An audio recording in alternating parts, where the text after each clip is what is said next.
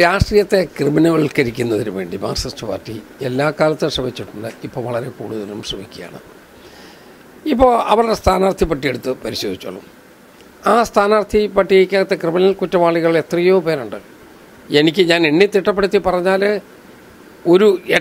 ഒട്ടനവധി ആളുകളാണ്. ഞാൻ അതിനകത്ത് പേരൊന്നും പറയുന്നില്ല. ഓരോ സ്ഥാനാർത്ഥികളെ കുറിച്ചെടുത്ത് പരിശോധിച്ചാൽ മതി. അവരുടെ പശ്ചാത്തലം നോക്കിയാൽ മതി.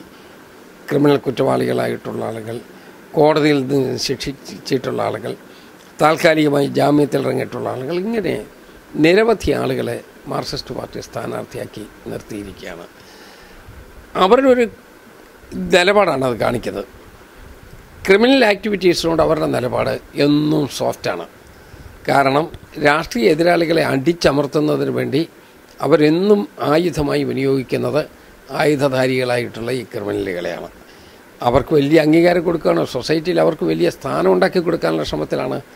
ഇപ്പോൾ സത്യം പറഞ്ഞാൽ ശ്രീ പി ജയരാജനെക്കുറിച്ച് എത്ര കേസാണ് പുറത്തോട്ട് വന്നുകൊണ്ടേയിരിക്കുന്നത്? എത്ര കേസുകളാണ്? എല്ലാം അറിയാമല്ലോ, ഞാനൊന്നും പറയേണ്ടതില്ലല്ലോ. അപ്പോൾ ആ ഒരു സമീപനത്തെ എതിർക്കാതിരിക്കാൻ കഴിയില്ല. നമ്മുടെ സമൂഹത്തിൽ ശാന്തത വേണോ? ഇതുപോലുള്ള ആളുകൾ രാഷ്ട്രീയത്തിൽ നിന്ന് പുറകോട്ട് പോകണം. എന്തുകൊണ്ടാണ് ക്രിമിനൽ കേസിൽ ശിക്ഷിക്കപ്പെട്ട ആളുകൾ ഇവിടെ തെരഞ്ഞെടുപ്പിൽ മത്സരിക്കരുത് എന്ന് ഇലക്ഷൻ കമ്മീഷൻ പറയാൻ കാരണം തെരഞ്ഞെടുപ്പിൽ മത്സരിച്ച് അവർക്കൊരു രാഷ്ട്രീയ മാന്യത കിട്ടിയാൽ വീണ്ടും ക്രിമിനൽ ആക്ടിവിറ്റീസിന് വലിയ ഒരു VIP പരിഗണന ഉണ്ടാകും. അതുണ്ടാകാതിരിക്കാനാണ്. ഇവിടെ ഇപ്പോൾ സ്ഥാനാർത്ഥി നിർണയം നടത്തിയപ്പോൾ തന്നെ മാർക്സിസ്റ്റ് പാർട്ടി ഇലക്ഷൻ കമ്മീഷൻ്റെ ചിന്തയുടെ തത്വം തന്നെ തകർത്ത് കളഞ്ഞു. അങ്ങനെയുള്ള ആളുകളെ അവർ സ്ഥാനാർത്ഥികളാക്കി മത്സരിപ്പിക്കുന്നത് ഒരിക്കലും ശരിയായ നടപടിയല്ല. ഇനി രണ്ടാമത്തെ ഘട്ടം ജനങ്ങളതാണ്. ഇതൊക്കെ കൈകാര്യം ചെയ്യേണ്ട ജനങ്ങളാണ്. ജനങ്ങൾ ഈ കാര്യത്തിൽ ഉണർന്ന് പ്രവർത്തിക്കാതെ ഈ കാലഘട്ടത്തിൽ നമുക്ക് മുന്നോട്ട് പോകാൻ സാധ്യമല്ല. LDFിൻ്റെ കാര്യം കേരളത്തിൽ നമ്മൾ കണ്ടുകൊണ്ടേയിരിക്കല്ലേ. അരി കൊടുക്കാൻ കഴിയാത്ത സർക്കാരില്ലേ. ഒരു മാസത്തിൽ 4 കിലോയാണ് റേഷൻ അരി കൊടുക്കുന്നത് എന്ന് പറഞ്ഞാൽ ആഴ്ചയിൽ 1 കിലോ. 5 പേരുള്ളൊരു വീട്ടിൽ ആഴ്ചയിൽ 1 കിലോ അരി കിട്ടിയിട്ട് എന്ത് ചെയ്യാനാ? അവിടെ 2 പട്ടിയും കൂടി ഉണ്ട്, ഒരു പട്ടി ഒരു പൂച്ചയും കൂടി ഉണ്ടെങ്കിൽ അരി തീരുമല്ലോ അവിടെ വരുന്നത്. അപ്പോൾ ഗവൺമെൻറ് ഈ ആളുകളെക്കുറിച്ച് ഒരു കൺസേണും ഇല്ല. ഇപ്പോൾ സമരം ചെയ്യാത്ത വിഭാഗം ആരെങ്കിലും ഉണ്ടോ? എല്ലാവരും സമരത്തിലല്ലേ. ട്രാൻസ്പോർട്ടുകാർ സമരത്തിലാണ്. ട്രാൻസ്പോർട്ട് അത് കെട്ടിപ്പൂട്ടി ഒരു പെട്ടിയിലാക്കാറായി. ജീവനക്കാർ സമരത്തിലാണ്. എല്ലാം ഒരു താൽക്കാലിക ജീവനക്കാരെ വെച്ച് ഇതെല്ലാം കയ്യിലെടുക്കാനായിട്ടുള്ള പരിശ്രമമാണ് നടക്കുന്നത്. നമ്മുടെ ഈ കോട്ടയം മെഡിക്കൽ കോളേജ് മാത്രം 400-ലധികം ആളുകൾ താൽക്കാലികക്കാരെ വെച്ചിരിക്കുകയാണ്. എന്തടിസ്ഥാനത്തിലാണ്? എല്ലാം സ്വന്തക്കാരെ തിരികെ കയറ്റുന്നതിന് വേണ്ടി നടത്തിയിട്ടുള്ള നടപടികൾ മാത്രമല്ലേ. ഇതാണ് ഈ ഗവൺമെൻറ്റിൻ്റെ വക സംഭാവന. അതുകൊണ്ട് പബ്ലിക് സർവീസ് കമ്മീഷന് ഈ നിയമനാധികാരമെല്ലാം കൊടുക്കണം എന്ന് ഒരുമിച്ച് നിന്ന് പ്രമേയം പാസ്സാക്കിയ സർക്കാർ നേരെ നാട്ടുമ്പുറത്തെ പ്രധാനപ്പെട്ട ജോലിയിലൊക്കെ ഇങ്ങനെയുള്ള ആളുകളെയാണ് തിരികെ കയറ്റിയിട്ടുള്ളത്. നമ്മുടെ സഹകരണ പ്രസ്ഥാനങ്ങളെ ഗവൺമെൻറ് ഒരു വെറും ചട്ടുകയായിട്ട് വിനിയോഗിക്കുക. ഗവൺമെൻറ് കൈ കാശില്ലേ. സഹകരണ സ്ഥാപനത്തിൽ നിന്ന് കോടിക്കണക്കിന് രൂപ അങ്ങ് എടുക്കുകയാണ്. ആര് കൊടുക്കും ഏത് കൊടുക്കുമെന്ന് ആർക്കും അറിയില്ലല്ലോ. അതല്ല ആ നിലയിൽ തന്നെ പോവുകയാണ്. നമ്മുടെ സഹകരണ സ്ഥാപനങ്ങൾ എത്ര കോടി രൂപയായി NPA ആക്കി നിർത്തിയിരിക്കുന്നത്. റബ്കോ മാത്രമായിട്ട് 550 കോടി രൂപ NPA അല്ലേ. ഗവൺമെൻറ് എന്താ ചെയ്തത്? ഗവൺമെൻറ് അവസാനം എന്ത് ചെയ്തു? എഴുതിത്തള്ളി. ആ തുക വേണ്ടെന്ന് പറഞ്ഞു. അങ്ങനെ 550 കോടി രൂപ എഴുതിത്തള്ളത്തക്ക വിധത്തിലാണോ കേരളത്തിലെ സാഹചര്യം നിൽക്കുന്നത്? പ്രളയത്തിൽ മുങ്ങി താന്ന് നിൽക്കുന്ന ആളുകൾക്ക് സ്വന്തം ഭവനം കെട്ടാനായിട്ട് അവിടെ 10,000 രൂപയ്ക്കപ്പുറത്തേക്ക് ഒന്നും കൊടുക്കില്ല എന്ന് ശഠിക്കുന്ന ആളുകളാണ് ഇവിടെ 550 കോടി രൂപ എഴുതിത്തള്ളി ഒരു വിഭാഗം ആളുകളുടെ വഴിവിട്ട നടപടിക്ക്, സാമ്പത്തിക നടപടിക്ക് ചൂട്ടുപിടിക്കുന്നത്. അപ്പോൾ ഗവൺമെൻറ്റിൻ്റെ ഈ മോശമായ പെരുമാറ്റം ജനങ്ങളെ കണ്ടില്ല എന്നുള്ള ഒരു നിലപാട്, അതിനെതിരായിട്ടുള്ള ശക്തമായ പ്രതികാരം ജനങ്ങളുടെ ഭാഗത്തുനിന്നുണ്ടാവും. അതൊന്നും നടക്കുന്ന കാര്യമല്ല. അത് അവർക്ക് അക്കൗണ്ട് തുറക്കണമെന്ന് എല്ലാ കാലവും അവർ പറയുമല്ലോ. BJP എന്ന് രൂപീകരിച്ചോ പിറ്റേ തെരഞ്ഞെടുപ്പ് മുതൽ അവർ പറയുന്നത് പ്രധാനപ്പെട്ട മുദ്രാവാക്യം ഞങ്ങൾ അക്കൗണ്ട് തുറക്കും. തെരഞ്ഞെടുപ്പ് കഴിഞ്ഞ് റിസൾട്ട് വന്നു കഴിയുമ്പോൾ അവർ പറയും ഞങ്ങൾ അക്കൗണ്ട് തുറന്നില്ല. അടുത്ത തെരഞ്ഞെടുപ്പ് വരുമ്പോൾ പിന്നെയും അവർ പറയും ഞങ്ങൾ അക്കൗണ്ട് തുറക്കും. അവരുടെ അക്കൗണ്ട് മാത്രം നമുക്ക് കാണാൻ പറ്റുന്നില്ല. അതുകൊണ്ട് ഇപ്രാവശ്യം അതുപോലെ തന്നെ ഒരു ആചാരവെടി എന്നുള്ള നിലയിൽ അതും ഇപ്രാവശ്യം അങ്ങ് കഴിഞ്ഞുകൂടും. അവർക്കൊരു അക്കൗണ്ട് തുറക്കാൻ പറ്റില്ല. വരണമെന്നുള്ളതാണ് ഞങ്ങളുടെ എല്ലാവരുടെയും ആഗ്രഹം. ആ ആഗ്രഹം സബലീകരിക്കട്ടെ എന്നുള്ളതാണ് എൻ്റെ പ്രാർത്ഥന. സാർ, ഈ PSC വഴിയുള്ള നിയമനങ്ങളെല്ലാം പലതും നിർത്തിവെച്ചിരിക്കുകയാണ്. ഒരു കൃത്യമായിട്ടുള്ള നിയമനങ്ങളൊന്നും നടക്കുന്നില്ല ഈ സർക്കാരിൻ്റെ ഭാഗത്തുനിന്ന്. അങ്ങനെയുള്ള നടപടികളൊന്നും ഉണ്ടാവാൻ വേണ്ടി അല്ലെങ്കിൽ അങ്ങനെയുള്ള നടപടികൾക്ക് വേണ്ടി UDF സർക്കാർ എന്തെങ്കിലും പരിപാടികൾ ആസൂത്രണം ചെയ്യുന്നുണ്ട്? ഞാനതാ നേരത്തെ പറഞ്ഞത്. പബ്ലിക് സർവീസ് കമ്മീഷന് വിട്ടുകൊടുത്ത നിയമനങ്ങൾ പോലും പബ്ലിക് സർവീസ് കമ്മീഷനെ കളിപ്പിച്ചുകൊണ്ട് ഇവർ കൈകാര്യം ചെയ്തുകൊണ്ടേയിരിക്കുകയാണ്. എന്നിട്ട് താൽക്കാലികക്കാരെ വെക്കുകയാണ്. KSFE എന്ന് പറയുന്നത് ഇവിടെ ഇപ്പോൾ പ്രവാസി ചിട്ടിയൊക്കെ നടത്താൻ പോകുന്നു എന്നൊക്കെ പറഞ്ഞ് വലിയ പ്രഖ്യാപനങ്ങൾ വന്നില്ലേ. ആ KSFEക്കകത്ത് നിയമനങ്ങളെല്ലാം PSCക്ക് കൊടുത്തതാണ്. അപ്പോൾ ഇവരെന്ത് ചെയ്യും? അതിന് താഴെ തൂപ്പുകാരിയായിട്ട് അങ്ങ് എടുക്കും. BA പാസ്സായവനെ തൂപ്പുകാരനാക്കി എടുക്കുക, BCom കഴിഞ്ഞവനെ തൂപ്പുകാരനാക്കി എടുക്കുക. എന്നിട്ട് തൂപ്പുകാരനെ എന്ത് ചെയ്യും? തൂപ്പുകാരനെ പെട്ടെന്ന് ഏതെങ്കിലും ഒരു സൊസൈറ്റിയിൽ നിന്ന് ഒരു കത്ത് മേടിച്ചുകൊണ്ട് സൊസൈറ്റി കോട്ടയിലാണ് എന്ന് വരുത്തി അവരെ ഇവിടെ ട്രെയിനിങ്ങിന് വിടുകയാണ്. കോഓപ്പറേറ്റീവ് കോളേജിലേക്ക് ട്രെയിനിങ്ങിന് വിടുകയാണ്. ട്രെയിനിങ് കഴിഞ്ഞ് മടങ്ങി വരുമ്പോൾ ഈ ആളിനെ പിന്നീട് സ്ഥിര നിയമനത്തിൽ വെക്കുകയാണ്. അങ്ങനെ വരുമ്പോൾ നമ്മളുടെ പബ്ലിക് സർവീസ് കമ്മീഷൻ കളിപ്പിക്കുക. അപ്പോൾ പബ്ലിക് സർവീസ് കമ്മീഷന് മുമ്പിൽ പ്രൊമോഷനാണെന്ന് വാദിക്കും. പക്ഷേ സത്യത്തിൽ പ്രൊമോഷനാണോ? അല്ലല്ലോ. ഫ്രഷായിട്ട് എടുക്കുകയല്ലേ. എടുക്കുന്നത് എവിടെയാണ്? PSCക്ക് വിടാത്ത തൂപ്പുകാരായിട്ട്. ആ തൂപ്പുകാരായിട്ട് വെക്കുന്ന ആരെയാ? ഡബിൾ ഗ്രാജുവേഷൻ ഉള്ളവർ, BTech ഉള്ളവർ, അങ്ങനെയുള്ള ആളുകളെ തൂപ്പായിട്ട് എടുക്കുന്നത്. അതെടുത്തതിന് ശേഷം എന്ത് ചെയ്യാം? ഈ ട്രെയിനിങ്ങിന് വിട്ട് പുറം വഴി ഇതിനകത്ത് കൊണ്ട് കയറ്റുകയാണ്. ആ വരുന്നതെല്ലാം CPMൻ്റെ ആളുകളാണ്. ആ രൂപത്തിലാണ് ഇത്. കേരളത്തിൽ ഇപ്പോൾ ഏറ്റവും കൂടുതൽ ആരോഗ്യരംഗത്താണ്. ആരോഗ്യരംഗത്ത് ധാരാളം അവന്യൂസ് ഉണ്ട്. അതിന് ധാരാളം പണവും കിട്ടുന്നുണ്ട്. അത് പുറത്തുനിന്നുണ്ട്, അകത്തുനിന്നുണ്ട്. ആ കിട്ടുന്ന പണം വിനിയോഗിക്കാനായിട്ട് പ്രോപ്പറായിട്ട് വിനിയോഗിക്കണ്ടേ? അതിന് പകരം ഇവർ ഈ താൽക്കാലികക്കാരെ വെച്ച് പാർട്ടിക്കാരെ ഇഷ്ടപ്പെടുത്തുന്നതിന് വേണ്ടിയുള്ള നടപടിയെടുക്കുകയാണ്. അല്ലെങ്കിൽ ഈ പാർട്ടിക്കകത്ത് കലാപം നടക്കും. കാരണം ഇവരെല്ലാം സുഖിച്ച് കുറേ ആളുകൾ വട്ടം ചുറ്റി നടക്കുകയും ഞങ്ങൾക്ക് പട്ടിണിയാണ് എന്ന് പറഞ്ഞ് ഒരു ബഹളമുണ്ടാകുന്ന സാഹചര്യത്തിലോട്ട് എത്തിയപ്പോഴാണ് അവരെയും കൂടി റിക്രൂട്ട് ചെയ്യാൻ തീരുമാനിച്ചത്. അപ്പോൾ അതിൻ്റെ റിക്രൂട്ട് ചെയ്യാൻ സ്ഥലമില്ല. അപ്പോൾ എന്ത് ചെയ്തു? നിലവിലുള്ള സാധാരണഗതിയിലുള്ള റിക്രൂട്ട്മെൻറ്റുകളെല്ലാം നിർത്തിവെച്ചു.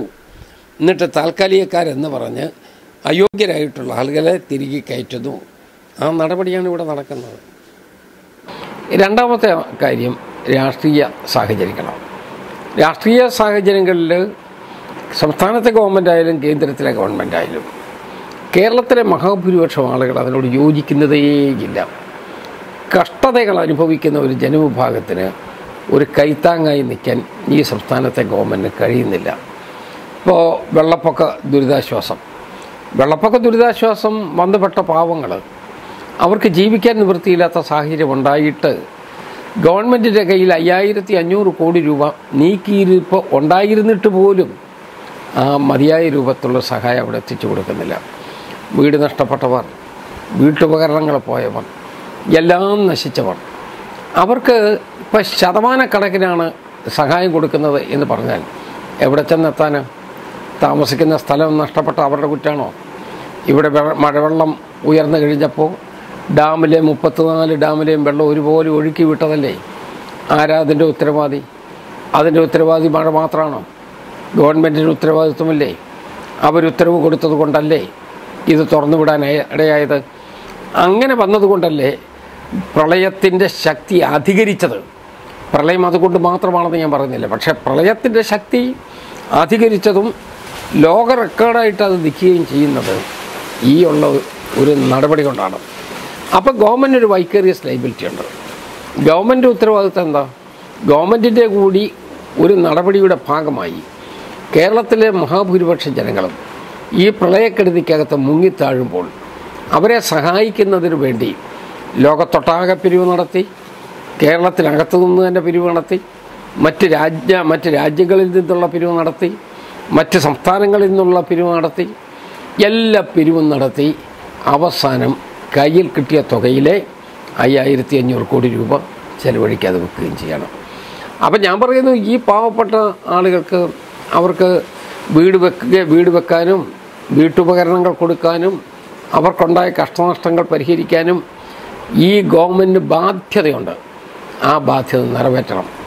അത് നിറവേറ്റാതെ ഒളിച്ചോടുന്നൊരു ഗവൺമെൻറ് സ്വാഭാവികമായിട്ടും ജനവിരുദ്ധ ഗവൺമെൻറ്റായിട്ട് ആളുകൾ വിലയിരുത്തും.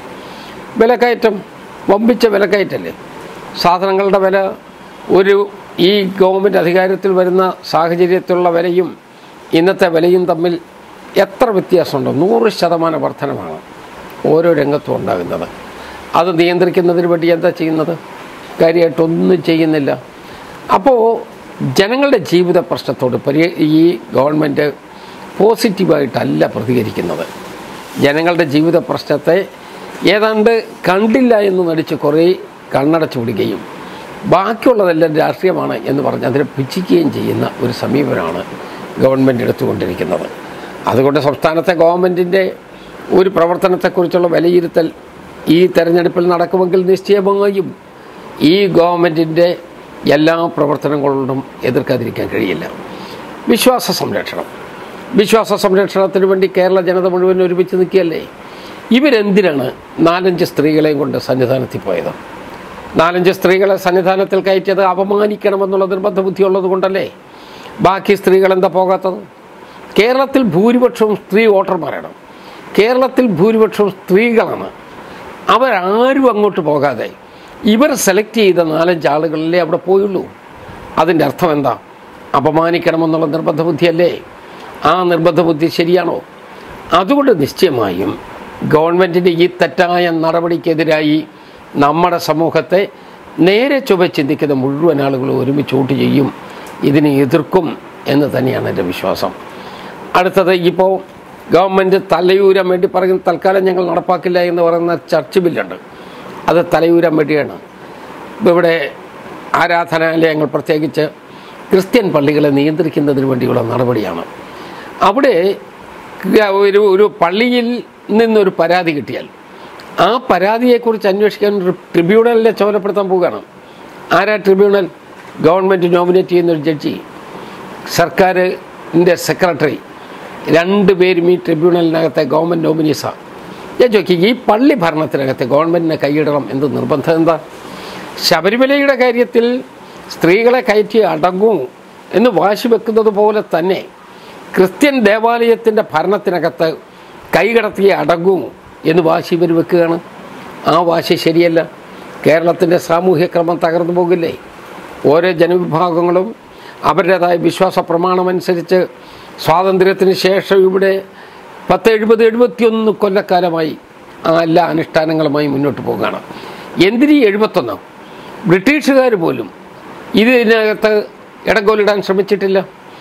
നാട്ടുരാജാക്കന്മാർ ഇടങ്കോലിടാൻ ശ്രമിച്ചിട്ടില്ല. അപ്പോൾ സർസിപ്പിക്ക് തോന്നാത്ത, തിരുവിതാംകൂർ കൊച്ചി രാജാക്കന്മാർക്ക് തോന്നാത്ത, മലബാർ പ്രദേശത്തെ ബ്രിട്ടീഷ് ഭരണത്തിൻ്റെ കീഴിലുള്ള സ്ഥലത്ത് ബ്രിട്ടീഷ് ഗവൺമെൻറ്റിന് തോന്നാത്ത ക്രൂരകൃത്യം എന്തിനാണ് ഈ ഗവൺമെൻറ്, പിണറായി ഗവൺമെൻറ് കാണിക്കുന്നത്? അത് ഈ നാട്ടിലെ ജനങ്ങൾ വളരെ വളരെ രൂക്ഷമായ പ്രതികരണം നടത്തും എന്ന് തന്നെയാണ് എൻ്റെ വിശ്വാസം. അത് വളരെ തെറ്റായിപ്പോയി, ഒരിക്കലും ചെയ്യരുതായിരുന്നു. അതോടൊപ്പം തന്നെ ഗവൺമെൻറ് ചെയ്തുകൊണ്ടിരിക്കുന്ന മറ്റ് നടപടികൾ, ഭരണക്രമങ്ങൾ, ആ ഭരണക്രമങ്ങളെല്ലാം താളം തെറ്റിയല്ലോ. ഗവൺമെൻറ് ക്യാബിനറ്റ് തീരുമാനിച്ചാൽ പോലും ഗവൺമെൻറ് ഓർഡർ ഇറങ്ങാത്ത കാലമാണിത്. ക്യാബിനറ്റ് ഒരു വഴിക്ക് പോകും, ഉദ്യോഗസ്ഥന്മാർ വേറൊരു വഴിക്ക് പോകും. ഇവരെ നിയന്ത്രിക്കാൻ കഴിയുന്ന ഒരു നിയന്ത്രണ ശക്തി ഏതാണ്? ആ ശക്തിയുണ്ട് എന്ന് നമുക്ക് ബോധ്യപ്പെട്ടിട്ടേയില്ല. അതിൻ്റെ അടിസ്ഥാനത്തിൽ കേരള സംസ്ഥാനത്തെ ഗവൺമെൻറ് നിയമസഭയിൽ ഭൂരിപക്ഷമുള്ളത് കൊണ്ട് മാത്രം ഇങ്ങനെ തപ്പിത്തടഞ്ഞു പോകുന്നു എന്നുള്ളതല്ലാതെ ഈ ഗവൺമെൻറ്റിൻ്റെ പോപ്പുലർ സപ്പോർട്ട് നഷ്ടപ്പെട്ടിരിക്കുകയാണ്. അതാണ് ഈ തെരഞ്ഞെടുപ്പിലെ ഒരു ഘടകം.